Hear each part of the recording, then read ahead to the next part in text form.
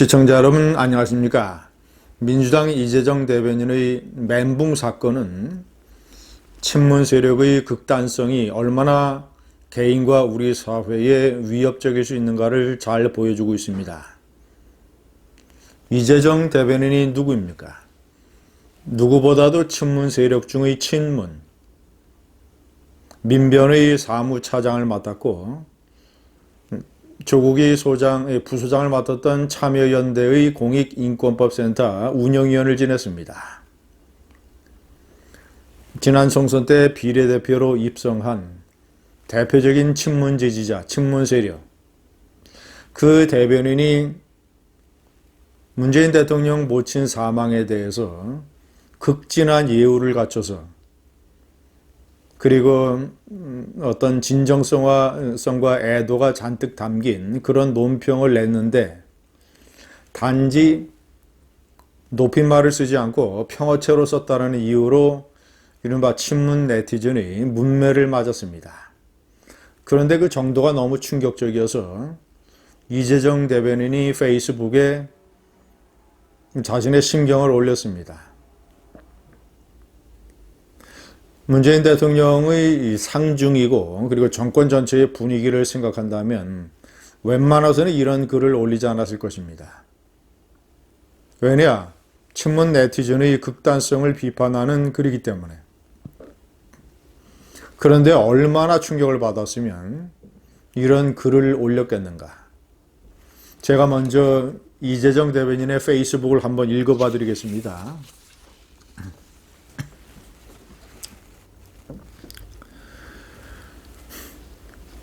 친박과 애국당 어르신까지 별의별 항의 전화를 다 받아봤고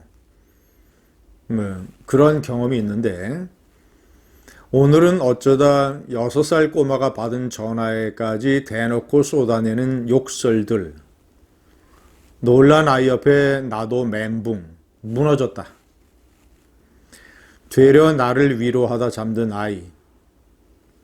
이 역시 정치인 가족으로 감당할 몫인가?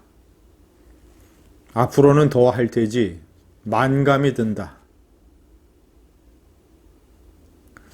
6살 꼬마가 받은 전화에까지 대놓고 쏟아내는 욕설들. 앞으로는 더 할 테지. 아마 이재정 대변인 핸드폰으로 걸려온 전화를 6살짜리 꼬마가 대신 받았겠죠. 그런데 무작정 그 꼬마에게 욕설을 쏟아부은 친문 네티즌, 친문 세력. 아니 예를 들어서 이재정 대변인이 문재인 대통령을 비판하거나 아니면 더불어민주당 내에 어떤 조국 사태와 관련된 문제점을 비판하거나 그런 행동을 보였는데 친문 세력이 이랬다면 그것도 잘못된 거지만 이런 그래도 조금이라도 이해는 할 수 있겠습니다. 그런데 친문 세력이 문제 삼은 이재정 대변인의 논평. 방송사 카메라 앞에서 읽을 때는 경어체를 쓰고 민주당의 홈페이지에는 평어체를 쓰는 것이 관행이라고 합니다. 위안부 피해자 할머니가 사망했거나 그리고 지난번에 이희호 여사가 사망했을 때도 그때도 이런 평어체를 그대로 썼다고 합니다. 그런데 제가 화면에 한번 보여드리겠습니다. 자, 내용이 너무나 극진하고 예를 갖췄고 또 모친 별세에 대한 애도의 뜻을 절절히 다 표현을 하고 있습니다. 문재인 대통령의 모친 강한옥 여사께서 오늘 소천하셨다. 이 대목은 존댓말을 쓰기도 했습니다. 자, 쭉 내려와서 고인의 삶을 기리며 문재인 대통령과 가족께 깊은 위로의 뜻을 전한다. 다시 한번 고인의 명복을 기원한다.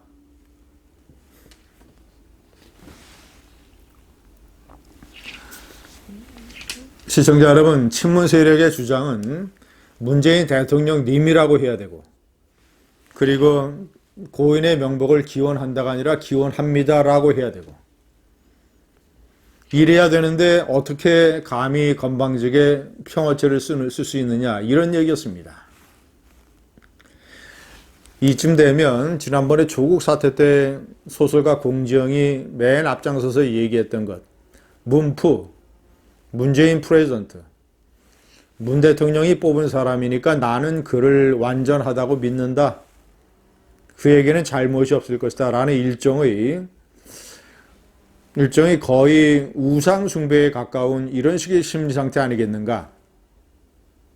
도대체 친문 세력에 이런 것은 어디서 왔는가? 그리고 우리 사회에는 이런 것을 제어할 수 있는 아무런 장치가 없는 것인가? 앞으로 내년 4월 중선 2022년 대통령 선거가 있을 텐데 그런 격렬한 충돌의 와중에서 친문 세력의 이런 행동은 어디까지 갈 것인가? 저는 중요한 친문 세력의 이런 행태에 중요한 원인을 제공한 사람 중에 한 사람이 문재인 대통령이라고 생각합니다. 어떤 일이 있었느냐? 지난해 1월 달의 연두 기자회견 때 조선일보사 조선비즈 경제 분야를 다루는 그런 섹션이죠.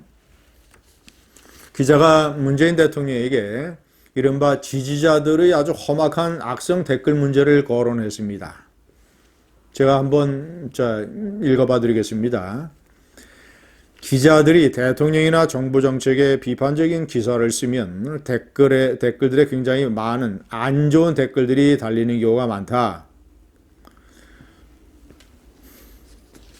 지지자분들이 보내시는 격한 표현이 많이 있는 것 같다. 그러니까 대통령이 이 지지자들에게 이런 것에 관한 대통령의 생각과 지지자들에게 하고픈 말은 없는지를 물었습니다. 그래야 기사를 좀 편하게 쓸 수 있을 것 같다. 그런데 문재인 대통령의 답변에 대단히 문제가 많았습니다. 이것은 대통령으로서 한 나라의 법과 질서를 지키는 최종 책임자로서 아주 적절치 못한 발언이었습니다. 왜냐? 이런 악성 댓글은 형법상의 모욕죄, 협박죄에 해당될 수 있기 때문입니다. 심한 것은 범법행위이기 때문입니다. 그런데 문 대통령은 이렇게 답변했습니다. 언론인들께서는 지금처럼 활발하게 댓글 받는 게 조금 익숙하지 않을 수 있다. 정치하는 사람들은 제도 언론의 비판뿐 아니라 인터넷 댓글이나 문자를 통한 많은 공격과 비판을 받아 그런 부분들에 익숙하다. 대한민국에서 아마 저보다 많은 악플, 문자를 통한 비난 등을 당한 정치인이 없을 것. 그냥 저와 생각이 같든 다르든지 상관없이 그냥 유권자인 국민들의 의사 표시다. 그렇게 받아들이고 있다. 그리고 기자에게 이렇게 얘기를 했습니다. 저는 기자님들께서도 그런 부분에 대해서는 좀 담담하게 생각하시면 되지 않을까 싶습니다.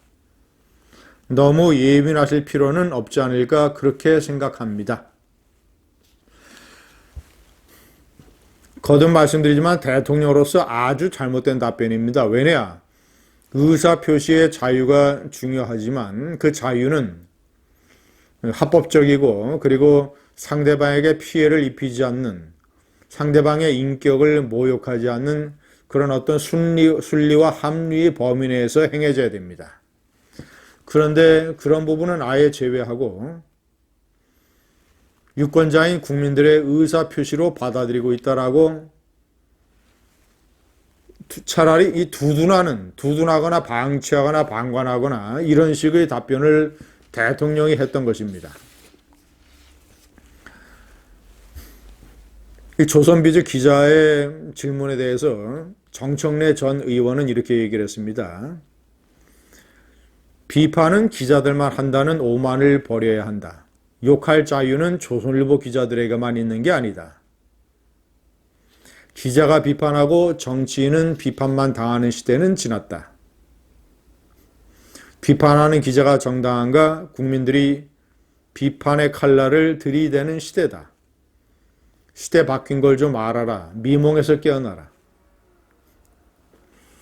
욕할 자유는 조선일보 기자들에게만 있는 게 아니다.